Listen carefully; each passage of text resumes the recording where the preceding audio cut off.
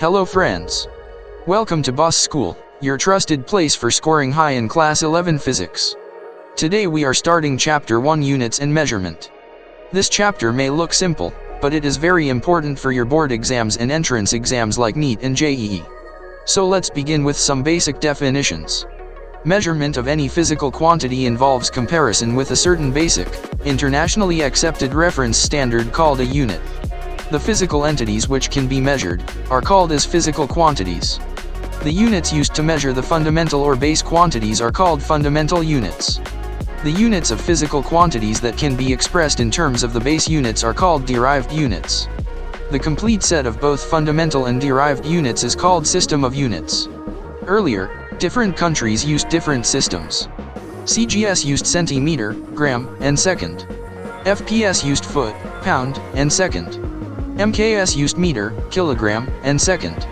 Now, the SI system is used worldwide. It is simple and standardized. Here we have to remember that seconds as unit of time is common in every system.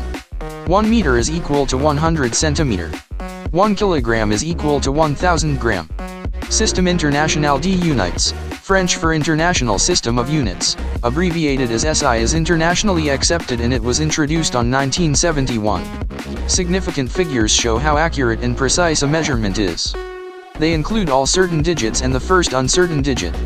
There are rules to count them, and they are very important for numerical problems. Change of different units does not change the number of significant figures in a measurement. Rules to follow to determine significant figures are: all the non-zero digits are significant. All the zeros between two non-zero digits are significant. The zeros on the right of decimal point are significant, but zeros to the left of the first non-zero digit are not significant. The terminal, ending, zeros in a number without a decimal point are not significant. The trailing zeros in a number with a decimal point are significant. The questions are asked to keep the result of a problem in certain number of significant figures, which had to be done on the basis of these rules. You read the full process on screen, but the only thing to remember is, in multiplication or division, consider number of significant figures. In addition or subtraction, consider the least decimal places. Next we will see the rules to follow while rounding off.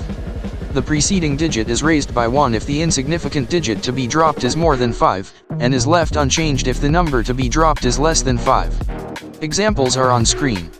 If the digit to be dropped is 5, then if the preceding digit is even, the insignificant digit is simply dropped, and if it is odd, the preceding digit is raised by 1.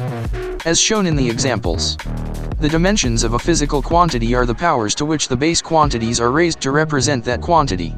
The advantages of dimensional analysis are: checking consistency of equations, deducing relations among physical quantities, conversion of units.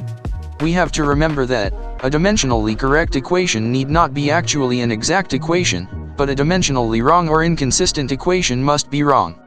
The limitations of dimensional analysis are as follows.